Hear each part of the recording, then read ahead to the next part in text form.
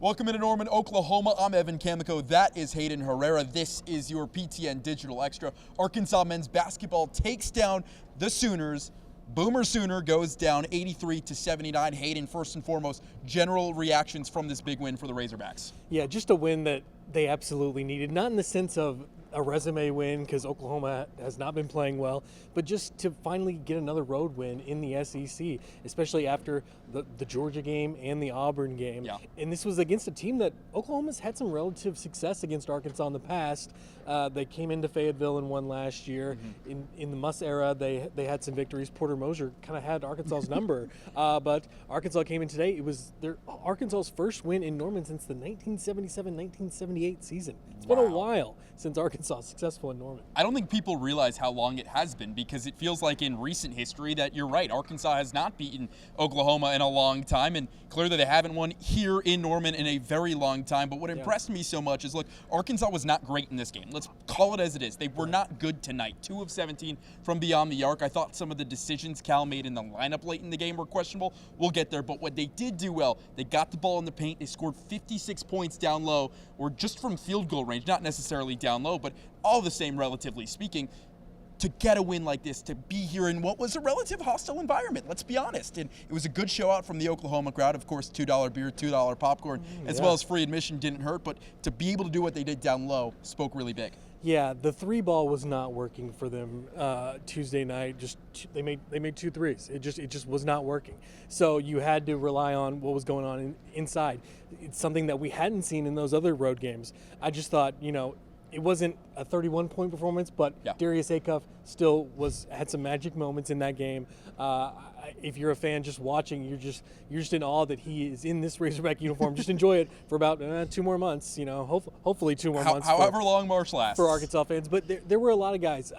Malik Ewan, perfect off the bench, 5 for 5. He had some big plays down low. When Arkansas was down about 13 or so in the first half, they chipped away at that lead, and a lot of that came from points in the paint. Yeah, definitely. And again, you brought up Darius Acuff, 21 points, 9 boards. Not the blow your socks off. I think what would Kendrick Perkins call him, Mr. Whiff earlier this week, something like that.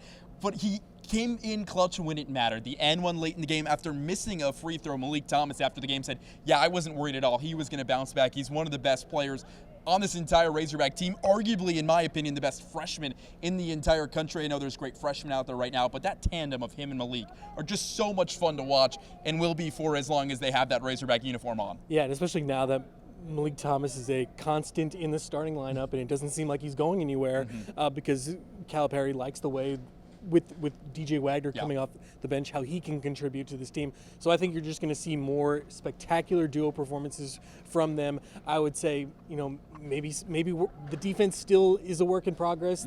That Nigel Pack, last year, he scored 20-something points for Miami against Arkansas. He had 16 points in the first half. They were able to shut him down, though. They made some adjustments. Malik Thomas said they made some adjustments in the second half. But I think the defense still a work in progress for this team. But as long as that duo of Thomas and Acuff can get to the basket, wins are going to happen. And Pack finished with 22 points, but you look at the threes from the other side, right? And you look at the bad defense. There were a lot of blow-bys from Oklahoma really early in the game. It felt like that first half, Oklahoma was going to get to 90 points. It felt like you had to find a way to get the threes going, but the defense really hunkered down for the Razorbacks. I'm going to just pull this up really quickly and just make sure I have this number one right. 31 second half points from Arkansas after allowing 48 in the first half. So those adjustments that the Razorbacks made were really good at halftime to slow down Pack, slow down the Sooner offense, and ultimately come out with a win. Yeah, something like that I'm sure John Calipari would have liked to have seen Saturday in the LSU game. But yeah, I mean, those little improvements, they're going to help a long way, especially a game like Saturday where defense is probably going to be needed at a premium when you have a hyped-up Kentucky team coming to Fayetteville. We'll get to Kentucky in just a second, but how important is it for this team? You pick up your second SEC road win, but also now you're riding into that Kentucky game in a couple of days on a 3-game SEC win streak. Well, I think also just the way that Oklahoma, like Auburn and Georgia, had come into this Arkansas game having lost on a buzzer beater in the previous game. Arkansas, this was the third time this month they've had to play a team with that scenario. And and people say, oh, well, that's just, it is random. But I think it does play a role. This Oklahoma team was hungry, and you saw that. They started off SEC play with a win. It's been nothing but losses ever since. They were very hungry. They saw the fans. It slowly packed in. It almost got nearly to a sellout, I would say. It was not full at the beginning. It gradually picked up as the free admission was going. But yeah, it was hostile environment. That's bar none. So to get a win in a hostile environment was huge. And how about the Razorback fans who traveled out here, right? There was a good amount of, I heard some really loud hog calls in this game. There was. Razorback fans always travel in Oklahoma, only being at 3.5 hours. It took us like 3.5 hours to drive there. It's a great show out, especially on a snow day. What else are you going to do in Fayetteville? The calling the Hogs was sometimes just as loud as Boomer Sooner. In fact, whenever Arkansas would start calling the Hogs, the PA announcer or the hype person would start to do a Boomer Sooner. I did see a former Arkansas tight end, Ben Cleveland. He was here at the game. He had some nice seats. So him and a bunch of other Arkansas fans really, trying to make this somewhat a little more welcoming environment. Because when you look at this venue, not a lot of visiting teams or visiting fans probably visit Norman except for Arkansas and Texas. Yeah. So this is one of those games where it's not all Sooner fans in here. And it's better than going to Missouri. Absolutely.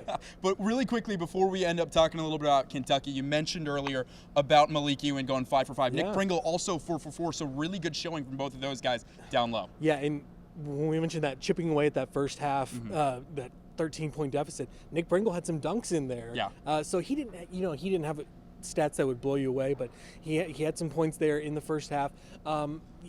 I still think we haven't seen their best basketball yet.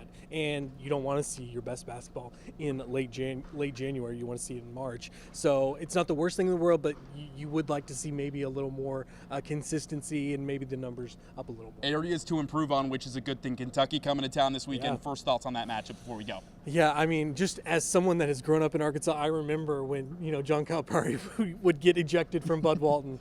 It would be hilarious to see Mark Pope get ejected. Full circle. Yeah, see it come full circle. But we talked to him, and it doesn't seem like, this one's going to be as hyped up, at least for him. I'm sure the fans will. Yeah. Bud Walton will be crazy on Saturday. So, but John Calipari taking a little different tone, because I think, this is a different team than last year. Yeah. He needs the focus to be on his team and not himself. Right. The script is flipped. Last year, Arkansas was 1-6. Yes. Now they're 5-2, 6-2, whatever it may be. I don't have it off the top of my head. But Kentucky coming to town this weekend should be a great one. That's going to do it for this PTN Digital Extra. For Hayden Herrera, I'm Evan Kamikolov. Much more coverage throughout the week as Kentucky comes to town. Thanks for watching.